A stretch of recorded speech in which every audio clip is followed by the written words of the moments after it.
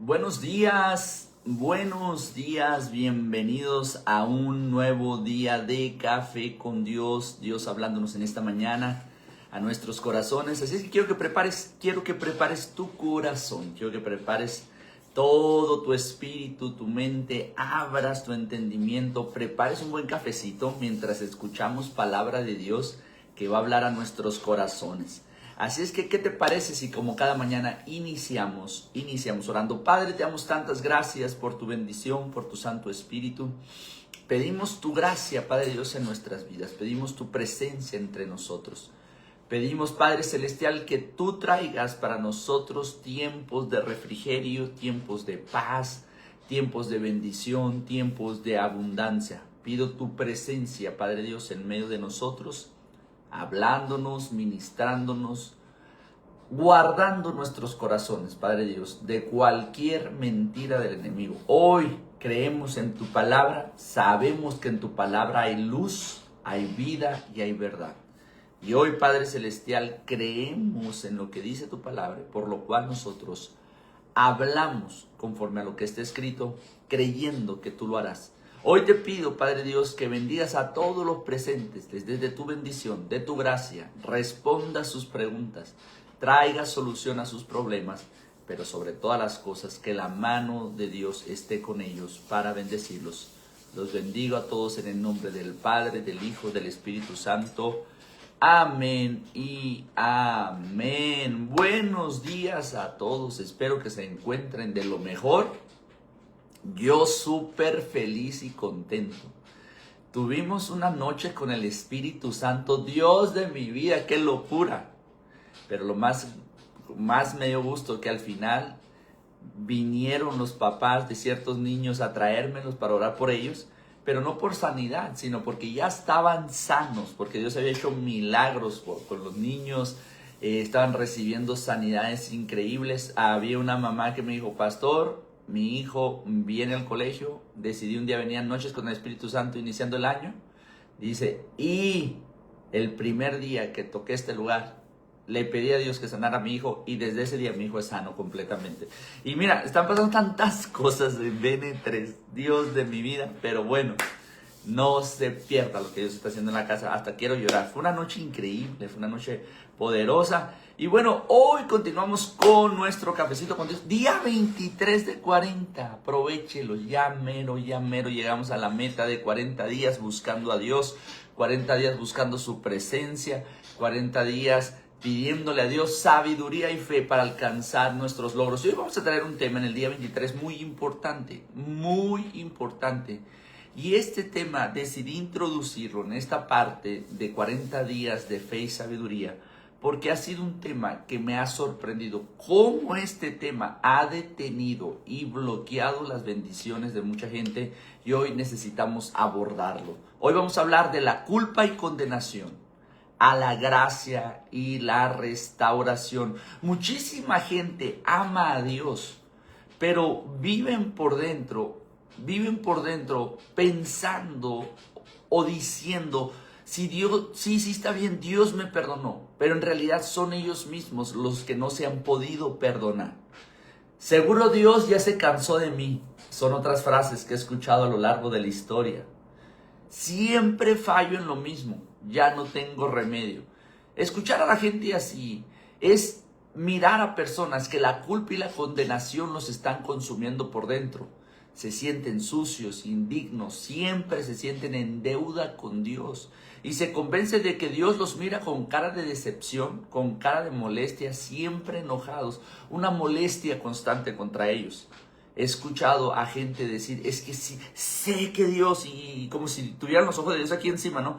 Los ojos de Dios nos ven en todo momento, están sobre nosotros, pero como si fueran unos ojos de ira, y es que sé que Dios está enojado conmigo.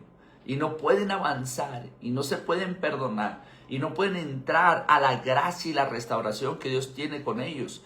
Hay una diferencia entre la convicción de pecado del Espíritu Santo que te lleva a volver a Dios y la condenación del enemigo que te hace ver tu pecado para que te alejes de Dios con el fin de aplastarte y arruinar lo que Dios tiene para tu vida.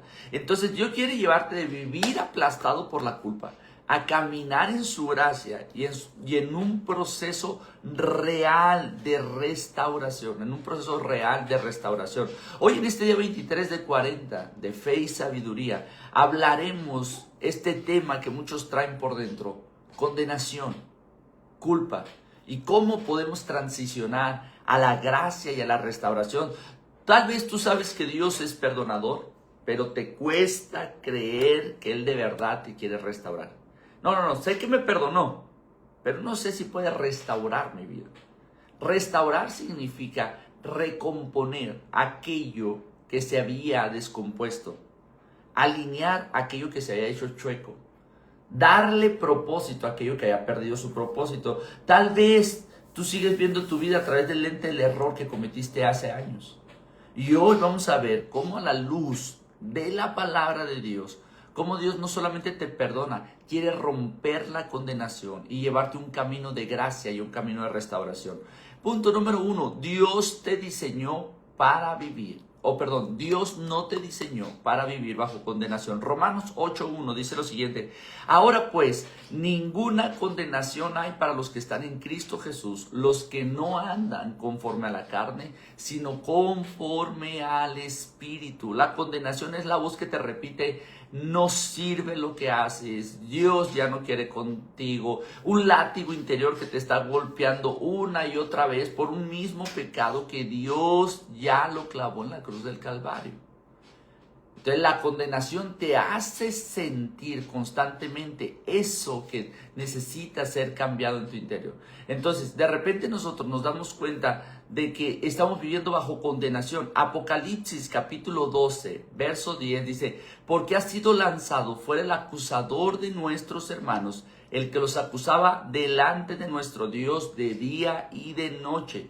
Entonces la Biblia nos está recordando algo: no hay condenación para los que están en Cristo, pero aparte, el que te acusa de día y de noche delante de Dios ha sido lanzado fuera del cielo. Dios no lo quiere escuchar. Dios no quiere tener ningún tipo de contacto con ese ser.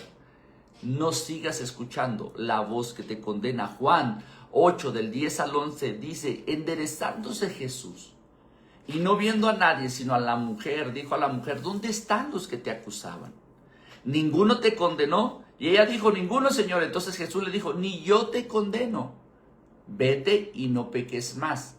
Nota este texto junto con Romanos 8:1. Romanos 8:1 dice: no hay condenación para los que están en Cristo, los que andan conforme al Espíritu. Nótate esto. Ahora Jesús le dice a esta mujer: ¿quién te condenó? Nadie.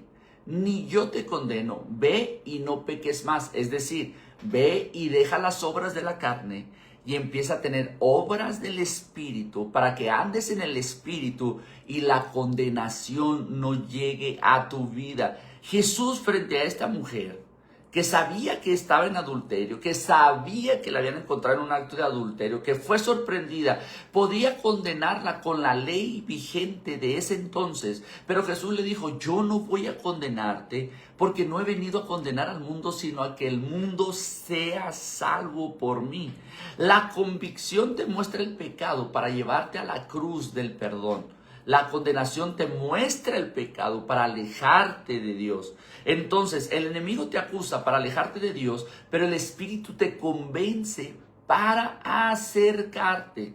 Cuando dice la Biblia: vendrá el Espíritu Santo y les hará saber, dice, y les conviccionará acerca de juicio y de pecado. Él pondrá una convicción de pecado para saber: hey, estoy pecando. Sí, corre al trono de la gracia.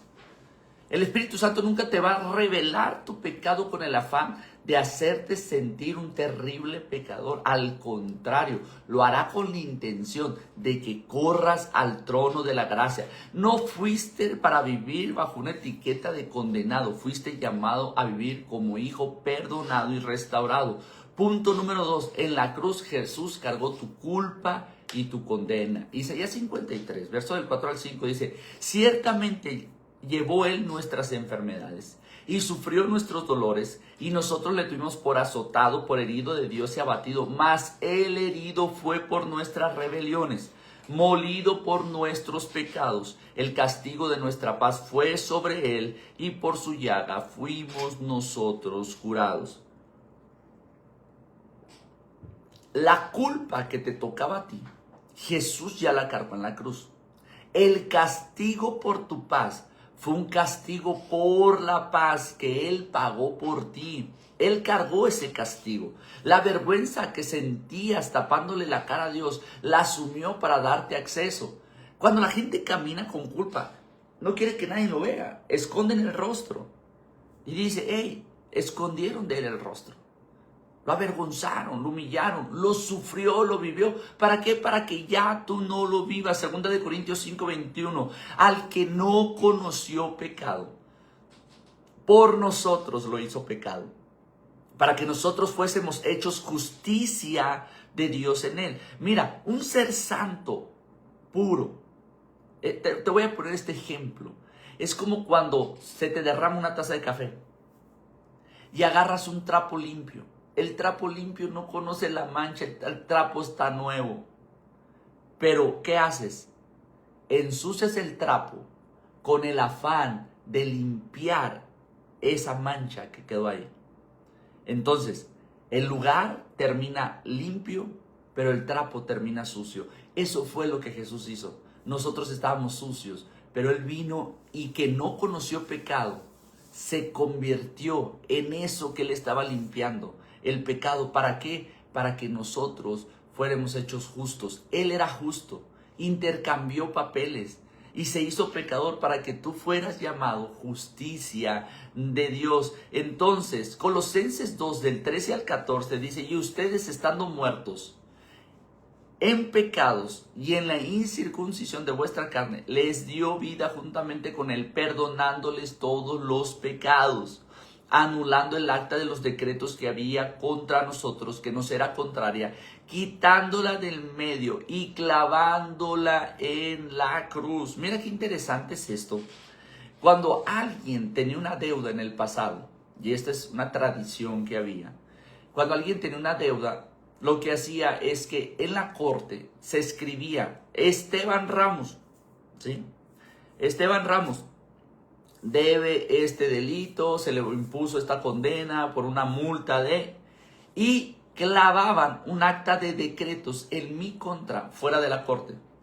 Todo el mundo pasaba y todo el mundo miraba en ese lugar, todos podían ver qué era lo que Esteban Ramos había hecho y qué era lo que tenía que pagar como sentencia. Todo el mundo miraba mi condena, todo el mundo miraba la vergüenza.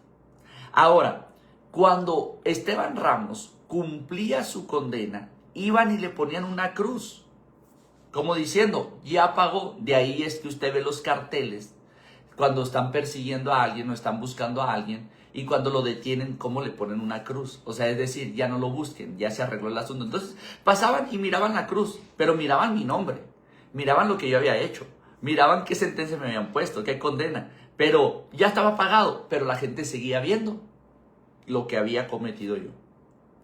En ciertos casos, lo que hacían era que borraban el delito y borraban la condena, pero dejaban mi nombre. Pero tú pasabas por ahí, mirabas mi nombre y decías, ay, Esteban, ya pasó por la corte. Pero el mayor acto de bendición era cuando tu acta de decretos era quitada del medio de esa corte. Entonces dice la Biblia, Jesús no la tachó para que todo el mundo siga viendo tu pecado.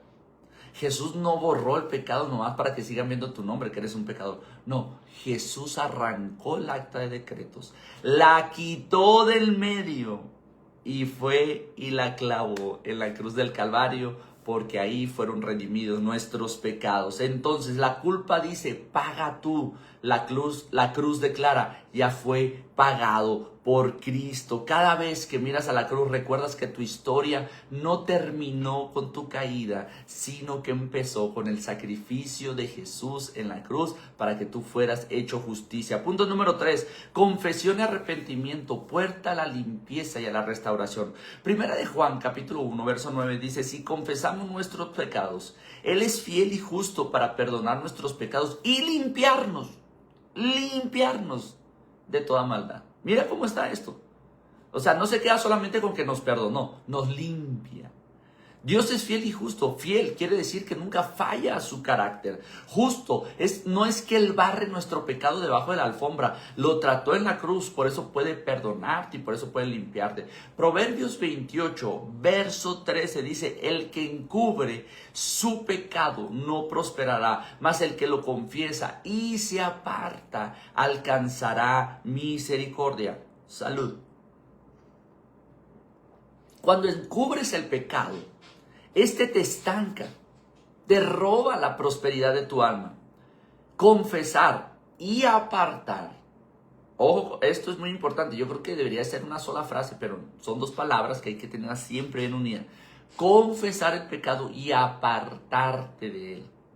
Porque no se trata solamente de que, confieso mi pecado y mañana lo vuelvo a cometer, sino que lo confieso y me aparto. Esto abre la puerta a la misericordia, a la restauración. No es solamente decir, lo dije, no solamente decir, lo reconozco, sino es decir, voy a cambiar de dirección a partir de mi confesión. Salmo 32, versos del 3 al 5, mira lo que dice. Mientras callé se envejecieron mis huesos, mi gemir todo el día, porque de día y de noche se agravó sobre mí tu mano. Se volvió mi verdor en sequedades de verano. Mi pecado te declaré y no encubrí mi iniquidad. Dije, confesaré mis transgresiones a Jehová, y tú perdonaste la maldad de mi pecado. El silencio, cuando hay un pecado, envejece los huesos, apaga la frescura de la vida y te seca por dentro. Ahora, póngame mucha atención. Hay gente que no confiesa su pecado por el temor a la condenación, por el temor al señalamiento, por el temor al qué dirán, y prefieren tragarse su pecado y creen que lo pueden resolver solos, y el pecado los empieza a consumir por dentro. Y cuando tú vienes y confiesas, hay una frescura en tu alma, hay un nuevo respirar, porque confesaste con el fin de acercarte a Dios. Ahora, dice la Biblia, si confesáramos nuestros pecados al Padre, dice la palabra de Dios, si a Él le confesáramos nuestros pecados. Yo digo a la gente, la última opción de confesar tu pecado es cuando lo has querido resolver y no has podido. Ya le oraste a Dios, ya le dijiste. Y es la última opción para confesárselo a un pastor y decirle, pastor, mire, estoy batallando con esto. ¿Por qué? Porque dice la Biblia, dos son mejores que uno, porque si uno cae, el otro lo levanta. Y hay veces que necesitamos esa sabiduría para salir del estado de pecado. Asociarte con gente que ya resolvió temas, asociarte con gente que ya pasó por tu proceso y encontró victoria, y confesarle a esa persona. Ahora, yo quiero pedirles un grandísimo favor. Si alguien te confía una situación que está pasando, es porque te mira como alguien que lo puedes ayudar. No es para que te unas en su pecado, ni tampoco para que lo estés promoviendo como un pecador, sino que aprendas a guardar el secreto y a restaurar a tu hermano. Dice la Biblia que nos restauremos con amor fraternal.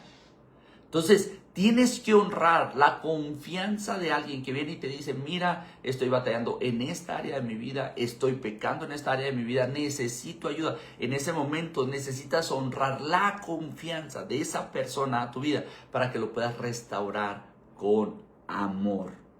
Entonces, confesarle tus pecados a Dios es el primer paso. Alejarte del pecado es el segundo paso. Pero si aún no estás logrando llegar a la meta, entonces acércate a alguien que haya pasado por tu proceso, que esté lleno de Dios, que confíe en Dios, que tú veas que tiene una vida devocional, una vida de fe, una vida de principios en Dios. Y cuando a esa persona tú le dices, vengo a confesarte mi pecado con el fin de que me ayudes, escúchame bien, ahí la Biblia va a cumplir su palabra. Dos son mejor que uno, porque si uno cae, el otro lo levanta. Entonces honremos cuando la gente viene a confesar sus situaciones. No son para tomarte un buen café, no son para ventilar el mitote. Hay ocasiones, escúchame bien, hay ocasiones que yo he tratado con hombres. Quiero decirte esto, hay ocasiones donde Dios he tratado con gente que me dice, pastor, estoy pecando en esta área.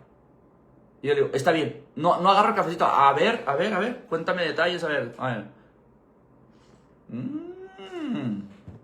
No, a mí qué me importan los detalles. Con que haya confesado, estoy para ayudarlo. En ese momento le digo, ¿sabes qué? Ya no me cuentes más, ya lo dijiste. No quiero saber más. No, déjeme le cuento. No me cuentes, no quiero detalles. Ya confesaste. Ok, vamos a orar. Vamos a pedirle a Dios y nos vamos a levantar y nos vamos a restaurar y vamos a creer que Dios va a hacer cosas nuevas y buscar el levantamiento de esas personas. Pero de repente si llegan y te dicen, oye, fíjate que le fui infiel a mi esposo. Y tú, sí, a ver, ¿y con quién? Si se puede saber, digo, ¿no? Oye, pero a ver, platícame de cuándo. ¿Y quiere el lujo de detalles? No. Honre la confianza. Hoy hago un llamado en esta parte a honrar y a levantar a otros con amor, con respeto, con honra, porque al final habremos salvado un alma. Entonces, no escondas tu pecado, busca gente correcta que te pueda ayudar para confesarlo y levantarte en la bendita gracia de Dios. Lo que escondes te enferma, lo que confiesas y entregas, Dios lo empieza a sanar. La confesión no es para humillarte, es el inicio de tu libertad y tu proceso de restauración. Y si tú estás escuchando este mensaje y sientes que estás en un pecado, la primera opción es correr al trono de la gracia. El Espíritu Santo te está revelando tu pecado, no para condenarte, sino para acercarte a Dios. Y si tú sientes que Dios te está hablando, ve y confiésale a Él tus pecados, a Él, y apártate. Que lo habrás hecho bien, será el momento que tú te apartes. Se lo confesé a Dios y me aparté de esto. Ahora, si no puedes, te vuelvo a reiterar. Busca a alguien. Punto número 4. La gracia te restaura la identidad, no solo te limpia el expediente. Lucas 15, del 20 al 24. Y levantándose vino a su padre, y cuando aún estaba lejos, lo vio su padre y fue movido a misericordia. Y corrió y se pero sobre su cuello y le besó. Y el hijo le dijo, Padre, he pecado contra el cielo y contra ti, y ya no soy digno de ser llamado tu hijo. Pero el padre dijo a sus siervos, sacad el mejor vestido y vestidle, y poner un anillo en su mano y calzado en sus pies, y traer el becerro gordo y matadlo, y comamos y hagamos fiesta, porque este es mi hijo, que muerto era y ha revivido, se ha perdido y es hallado. Y comenzaron a regocijarse. El hijo pródigo vuelve con mentalidad, ya no soy digno de ser llamado tu hijo. Trátame como un jornalero. ¿Cuántas veces hemos estado así? Que dice la Biblia que Dios sabe que tú eres su hijo y dice que Él sabe de que tú tienes necesidad, que Él te va a suplir todas las cosas. Pero muchas veces venimos y sabemos que hemos pecado y nos sentimos que ya no somos dignos de Él. Y queremos con nuestras obras ganarnos el beneplácito, el amor y la bendición de Dios. Y Dios dice, no. Aquí nadie está cobrando nada. Aquí todo es por gracia. Este joven quería vivir como empleado, ganándose el pan de cada día.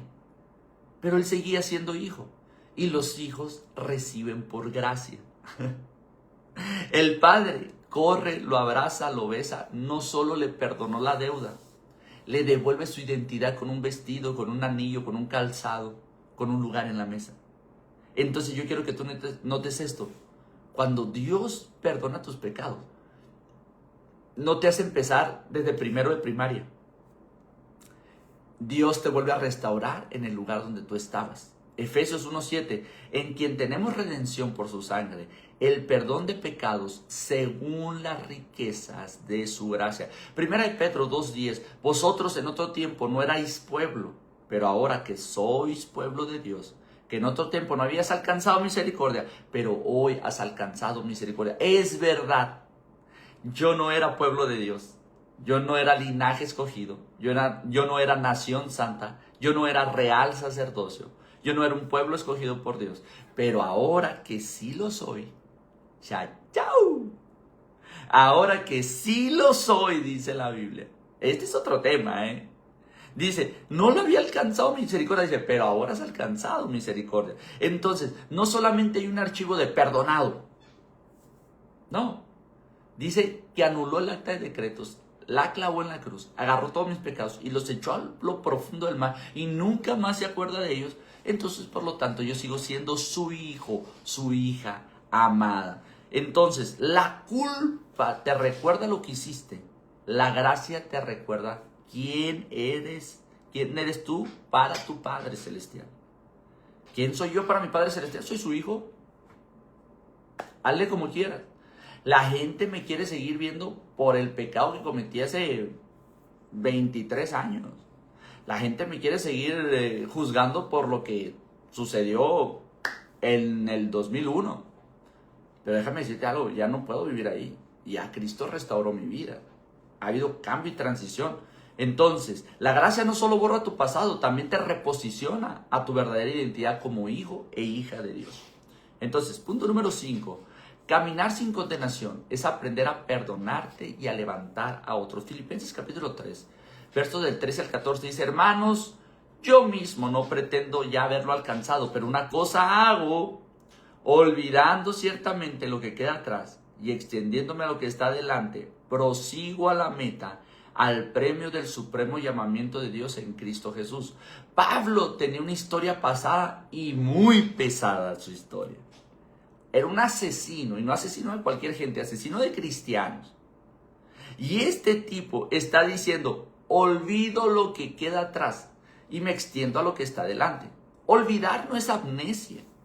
No es decir, ay, se me olvidó. No es amnesia. Está una memoria ahí. Hay un recuerdo de lo que yo hice. Pero no sigo viviendo desde el lugar de mi caída.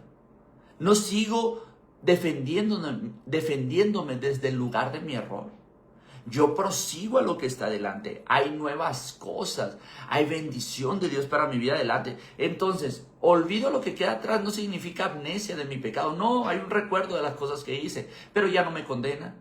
Ya no vivo atado. Ya no vivo con vergüenza. Dios me está restaurando. Dios me está dando su gracia. Dios me está dando su favor. Dios me está llevando de gloria en gloria. Entonces, mira lo que dice Miqueas 7 del 18 al 19. ¿Qué Dios como tú, que perdona la maldad y olvida el pecado del remanente de su heredad? Es decir, sus hijos, su pueblo.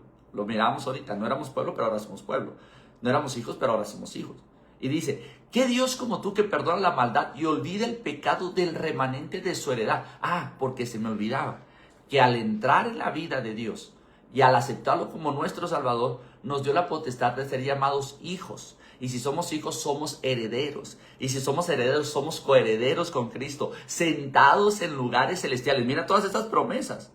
Entonces dice: ¿qué Dios hay como tú, que perdona la maldad y olvida el pecado de ese remanente que será su heredad? O sea, de nosotros los hijos.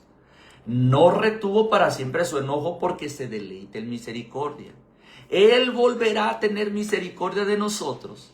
Sepultará nuestras iniquidades y echará en lo profundo del mar todos nuestros pecados. Dios sepulta tus iniquidades, echa tus pecados en lo profundo del mar y se deleita en tener misericordia. Mira, cada que Dios tiene misericordia, dice: ay, no hay nada que me haga más feliz que hacer misericordia con estos chicos. Si Él decide echarlos al fondo del mar, ¿por qué tú vas a pescar a ese mar y a sacar tu pecado y volverte a pegar con ese pecado? No pescas peces, pescas pecados que Dios ya mandó al fondo del mar. Y ahí andas tú buscándolos, a ver, y recordando, y agarrando el látigo de la condenación, y sintiéndote indigno. Entonces, Gálatas capítulo 6 dice lo siguiente: hermanos, si alguno fuere sorprendido en alguna falta, sorprendido, que no la confesó, y lo sorprendiste en alguna falta, ustedes que son espirituales, restáurenle con espíritu de mansedumbre, considerándote a ti mismo, no sea que tú también seas tentado. Esta es la mejor plataforma para ayudar a otras personas. Este texto es una base muy especial. Ahora mira lo que dice. Dice: si lo sorprendiste, es decir, él no vino a confesarlo, tú lo descubriste, restáuralo con amor, con paciencia, con misericordia, con espíritu de mansedumbre. Y evalúate a ti mismo, no sea que mañana tú estés en la mesa de los acusados, en la silla de los acusados. ¿Ok? Entonces, ten misericordia, como quisieras misericordia para ti, si tú el día de mañana vas a caer. Ahora, cuánto y más cuando alguien viene, se acerca y nos confiesa su pecado. Con más amor, con más mansedumbre, con más misericordia tenemos que restaurarlo, porque ese sí alcanzó a confesar su pecado. Entonces, caminar sin condenación también implica restaurar a otros con mansedumbre.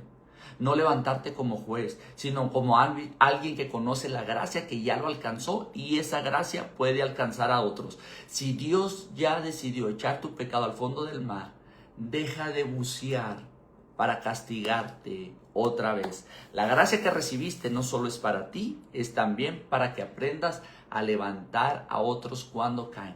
Muy importante este tema en estos 40 días de fe y sabiduría, porque la sabiduría solo entrará en nuestras vidas cuando nos sintamos plenos, perdonados, amados, restaurados, listos para abrazar las promesas. Mientras me siento un jornalero, mientras sienta que no me lo merezco, lo que Dios tiene reservado para mí nunca va a llegar. Así es que este día echa fuera la condenación, ámate, restáurate, mírate como un hijo de Dios. Si hay algo que confesar, confiésaselo a Dios. Si hay un pecado del que te tengas que apartar, apártate ahora y permite que el trono de la gracia dé abundante gracia, porque nuestro Dios se deleita en hacer misericordia. Padre Celestial, te doy gracias por esta palabra. Pido que se selle en nuestros corazones, que podamos recuperar la identidad de hijos, que podamos caminar con la frente en alto, sabiendo que nuestro Dios nos restaura, nos guarda, nos limpia y nos protege, Padre Celestial. Que tú restauras nuestra vida, Padre Dios, que nos quitas la condenación, el pecado, las actas de decreto, los echas a lo profundo del mar. Y hoy abrazamos esa verdad, y hoy sacamos la condenación y abrazamos la gracia y la restauración, anunciando que vienen para nosotros nuestros mejores días. Bendigo a todos los presentes y declaro que será un día lleno de la gloria de Dios. Amén y amén. Que el amor de Dios, la gracia de nuestro Señor Jesús y la comunión con el Espíritu Santo esté con todos ustedes. Nos vemos mañana en una nueva edición de Café con Dios. Bendiciones.